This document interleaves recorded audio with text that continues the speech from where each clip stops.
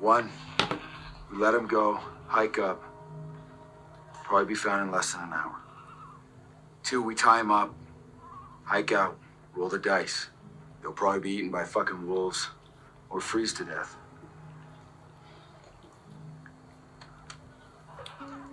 3, we terminate the compromise. What would you pick?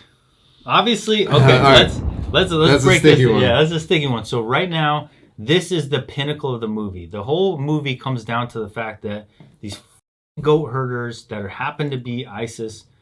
Is it ISIS or Taliban they're fighting? I think they're fighting Taliban. Yeah. So they're fighting Taliban. So these goat herders, they're also Taliban. They have the radio on them. Stumble upon their fucking small, tiny little sliver of real estate on this giant fucking mountain. They're in like a 20, 30-foot radius area. Bro. And then they happen to walk up on it. Right. It's the luck on the planet. So they say they have 3 options. Kill the goat herders, kill the compromise. The issue with that is that's illegal. That's an unarmed combatant, basically. That's a war crime. It's a war crime. So if you choose to do that, you're trusting, first of all, you're having to live with the fact that you're murdering the kid, the youngest kid. It's not even a trust issue between the other guys. They trust each other. But they said it. They're like, what happens to the bodies? What's up, guys? This video is sponsored by 18 Alpha Fitness. If you haven't checked it out, and if you want to go special operations, you need a good fitness plan. Go check out Kevin over at 18 Alpha Fitness. He's a former Green Beret. He knows what he's doing. His post job from the military, from Special Forces, was helping Air Force Special Operations get physically fit. This guy is on point, and he's a great dude. He could do custom plans and just a common plan that I use, which is awesome, the kettlebell program.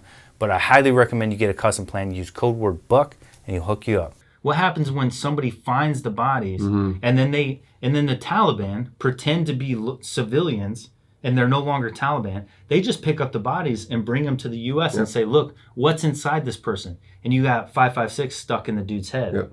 Now all of a sudden it's like, well, who was there? Oh, these guys were there.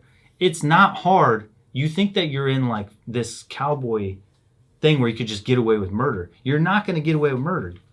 You may, but you're risking your fucking life in jail. Yeah, lots of guys have already got busted for this. Yeah, so it's not like, there's people like, what's his name that was in jail and got pardoned by Trump? I was thinking Joe Exotic, but he didn't get out. Joe Exotic. Oh, Kodak Black? Kodak Black and Joe Exotic is who you came up with? Kodak, well, he got pardoned. Oh, you're talking about the SEAL. Yeah, Gallagher. Eddie Gallagher. Yeah, Eddie Gallagher. The thing is, like, you potential, if you shoot these guys, you can get caught. And that's huge, man. You have to live with that, and you can go to jail for the rest of your life. So we signed up for this to be the good guys. I know that's up to interpretation. I'm not sitting here thinking that the world is that simple, that there's good guys and bad guys, and we're the good guys and they're the bad guys, right? I know that the world is not that simple. I know it's not that black and white. But we like to think that we're the good guys. And by murdering children, we're clearly not the good guys. Crossing the line. You're crossing the line to the point where it's like your whole idea of good guy, bad guy goes out the window. You're bad guy at that point. You're bad guy trying to beat badder guy. I guess you could describe it that way. So shoot the kid in the face? No. So this is the part where the lieutenant is like, okay, if we let him go, we just have to get to that hilltop by the time he gets down. Mm-hmm. And then we can make comms from that hilltop.